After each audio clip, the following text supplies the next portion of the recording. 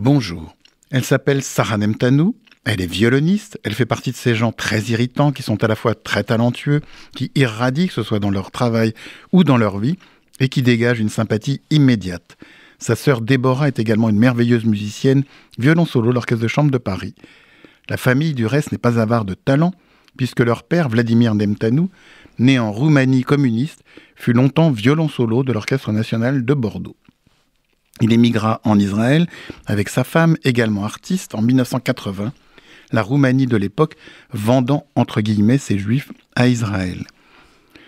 Au bout d'un an, le couple vint vivre en France et Vladimir Nemtanou devint donc ce violon solo de l'Orchestre national de Bordeaux que j'évoquais.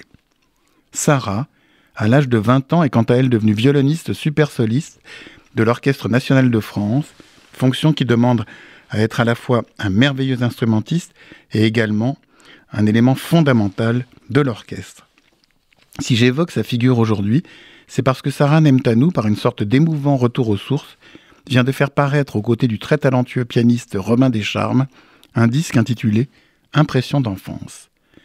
Il est notamment consacré au compositeur roumain George Enescu, lui-même grand violoniste et compositeur d'exception, qui occupe une place centrale en Roumanie. Impressions d'enfance est du reste une œuvre de George Enescu, interprétée sur ce disque paru pour le label Alpha Classique. Juste une anecdote à propos de George Enescu. Il a composé un magnifique opéra donné il y a quelque temps à l'Opéra de Paris, Oedipe, dont le librettiste n'était autre qu'Edmond Flegg. Edmond Flegg, avec lequel Enescu collabora 10 ans sur cet opéra, fut le grand poète que l'on sait et un écrivain marquant du judaïsme. On sait moins qu'il fut président d'honneur des éclaireurs israélites de France, dont on célèbre le centenaire cette année. J'ignore si la violoniste Sarah Nemtanou fit partie des éclaireurs israélites de France, mais quoi qu'il en soit, le disque qu'elle propose aux côtés du pianiste Romain Descharmes, Impressions d'enfance, est magnifique. Un disque aussi beau que passionnant, à écouter sans attendre. Quant à moi, j'aurai le plaisir de vous retrouver dimanche prochain pour une nouvelle interview. Bonne journée sur RCJ.